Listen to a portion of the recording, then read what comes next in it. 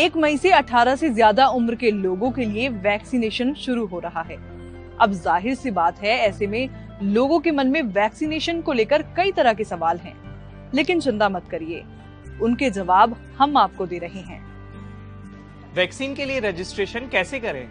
Vaccine का registration आप Aarogya Setu app या कोविन पोर्टल पर कर सकते हैं। यहाँ आप अपनी सुविधा से वैक्सीन लगवाने का दिन और समय तय कर सकते हैं। रजिस्ट्रेशन के लिए किन किन डॉक्यूमेंट्स की जरूरत होगी?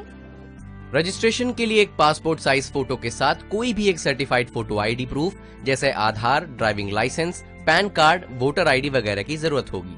क्या वैक्सीन लगवाने के समय भी फोटो आईडी ले जानी होगी? हाँ, जो आईडी आपने रजिस्ट्रेशन के समय दी थी उसी को साथ ले जाना होगा। वैक्सीन के कितने डोज होंगे और कितने दिनों के अंतर पर इन्हें लेना होगा? दोनों वैक्सीन के 2-2 डोजेस दिए जाएंगे। कोविशील्ड के पहले और दूसरे डोज के बीच 4 से 8 हफ्तों का, तो वहीं कोवैक्सीन के दोनों डोजेस के बीच 4 से 6 हफ्तों का फासला रहेगा। क्या दोनों डोजेस के लिए अलग अलग रजिस्ट्रेशन कराना पड़ेगा? नहीं, दोनों डोजेस के लिए एक बार ही रजिस्ट्रेशन कराना होगा। कोवैक्सीन और कोविशील्ड में बेहतर वैक्सीन कौन सी है? क्लिनिकल ट्रायल्स में दोनों ही वैक्सीन वायरस को रोकने में कारगर पाई गई हैं, इसीलिए दोनों ही वैक्सीन बेहतर हैं। क्या मैं दोनों वैक्सीन में से कोई भी वैक्सीन कभी भी लगवा सकता हूं अपने मन से? नहीं, ये इस पर निर्भर करता है कि आप जिस वैक्सीनेशन सेंटर पर जाएंगे वहाँ कौन सी वैक्सीन अवेलेबल है। मुझे पहले कोरोना हुआ था, अब मैं बिल्कुल पूरी तरीके से ठीक हूँ। क्या अभी भी मुझको वैक्सीन की जरूरत है? बिल्कुल, कोरोना के कई मामले रीइंफेक्शन के हैं, इसलिए आप रिकवर हो गए हों तब भी वैक्सीन लगवाएं। किन्हें वैक्सीन नहीं लगवानी चाहिए? प्रेग्नेंट महिलाएं, स्तनपान करा रही महिलाएं, कोरोना मरीज या किसी भी गंभीर बीमारी से पीड़ित व्यक्ति वैक्सीन न लगवाएं। मैंने पहला डोज कोवैक्सीन का लगवाया, दूसरा कोविशील्ड का लगवा सकता हूँ? बिल्कुल नहीं, आप पहला डोज जिस भी वैक्सीन का लगवा रहे हैं दूसरा डोज भी उसी वैक्सीन का लगवाएं। क्या वैक्सीन लगवाने के बाद भी मास्क लगाना पड़ेगा? बिल्कुल, वैक्सीन लगवाने के बाद भी पहले की तरह ही सावधानी बरतना जरूरी है। शरीर में एंटीबॉडी बनना कब शुरू होगी?